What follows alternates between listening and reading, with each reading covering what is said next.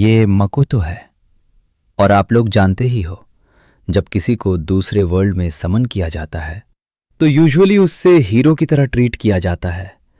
उसको रिस्पेक्ट मिलता है, पावर्स मिलती हैं और एंड में हीरोइन के साथ हैप्पी एंडिंग होती है। पर इस स्टोरी में कुछ भी नॉर्मल नहीं होने वाला। अगला सीन में मकोतो अचानक एक अजीब सी जगह पर होता है। यहां उसके सामने एक मेल गॉड अपीयर होता है जिसका नाम है त्सुक्योमी। ये एक काम और पावरफुल गॉड है जो मकोतो से काफी पॉलिटली बात करता है। मकोतो कंफ्यूज है, उससे समझ नहीं आ रहा कि क्या हो रहा है। तब त्सुक्योमी उससे एक इंपॉर्टेंट बात बताता है। वो कहता है मकोतो के माँ और बाप एक्चुअली इस वर्ल्ड के नहीं हैं। उन्होंने एक कॉन्ट्रैक्ट साइन किया था। उस कॉन्ट्रैक्ट के अकॉर्डिंग उनके बच्चों में से किसी एक को दूसरे वर्ल्ड में भेजना होगा। अब सिचुएशन ऐसी है, अगर मकोतो नहीं गया तो उसकी 2 बहनों में से किसी एक को जाना पड़ेगा। ये सुन के मकोतो सीरियस हो जाता है। वो डिसाइड करता है कि वो खुद ही जाएगा। इसके बाद उस वर्ल्ड की गॉडेस उससे मिलना चाहती है और इसीलिए मकोतो को उसके सामने भेजा जाता है। अब वो एक गॉडेस के सामने खड़ा होता है। नॉर्मली यहां हीरो का वेलकम होता है, लेकिन यहां सिचुएशन बिल्कुल अलग है। गॉडेस मकोतो को देखती है और उसका एक्सप्रेशन तुरंत चेंज हो जाता है। वो उससे जज करती है। फिर वो सीधा बोलती है, तुम हीरो बनने लायक नहीं हो।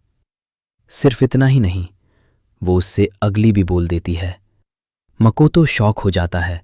वो कुछ बोलना चाहता है लेकिन उससे चांस ही नहीं दिया जाता। गॉडेस डिसाइड करती है कि मकोतो यूजलेस है। इसके बाद वो उससे एक स्पेशल पावर देती है ताकि वो इस वर्ल्ड के लोगों की लैंग्वेज समझ सके और फिर बिना टाइम वेस्ट किए उसे वहां से हटा देती है। अगला मोमेंट में मकोतो हवा में गिर रहा होता है। उससे लगता है कि अब वो बच नहीं पाएगा, लेकिन तभी एक दयालु गॉड उसकी मदद करता है। वो उससे गिरने से बचाता है और उसे स्पेशल पावर्स देता है। इसी वजह से मकोतो अब नॉर्मल इंसान नहीं रहा। इसके बाद मकोतो सेफली लैंड करता है। अभी जो जगह आप देख रहे हो, ये कोई जंगल नहीं है। ये एक सुनसान रॉकी वेस्टलैंड है जहां दूर दूर तक सिर्फ पत्थर ही पत्थर है। एक नॉर्मल इंसान के लिए यहां जिंदा रहना ऑलमोस्ट इम्पॉसिबल है। इस सुनसान जगह पर मकोतो लगातार चलता रहता है पूरे 3 दिन तक। लेकिन अजीब बात यह है, उससे ना भूख लगती है न थकन महसूस होती है, क्योंकि उससे गॉड ने स्पेशल पावर्स दी थी। इसी वजह से वो बिना रुके आगे बढ़ता रहता है। फिर अचानक उससे एक लड़की की आवाज सुनाई देती है। वो तुरंत रुकता है और बिना सोचे आवाज की डायरेक्शन में चल पड़ता है। तभी मकोतो एक सीन नोटिस करता है। अभी स्क्रीन पर आप देख सकते हो, एक फीमेल ऑर्क को एक 2 सर वाला मॉन्स्टर डॉग अटैक कर रहा है। वो ऑर्क स्ट्रगल कर रही है, डॉग उस पर बार बार अटैक कर रहा है। मकोतो ये सब देख रहा होता है। वो डिसाइड करता है हेल्प करने का। डॉग फिर से अटैक करता है। इस बार मकोतो बीच में आ जाता है।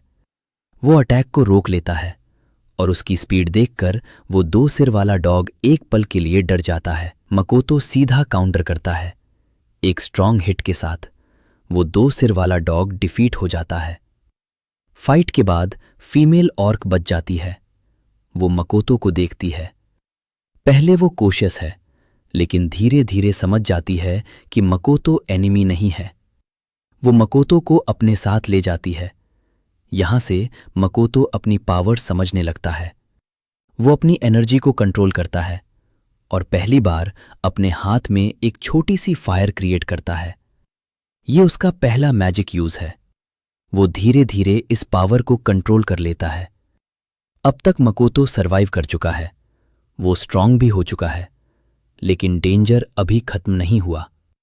ये जगह किसी और की टेरिटरी है, एक ऐसा क्रिएचर जिससे यहाँ के मॉन्स्टर्स भी डरते हैं। नेक्स्ट पार्ट में मकोतो का सामना होगा इस जगह के सबसे पावरफुल क्रीचर से।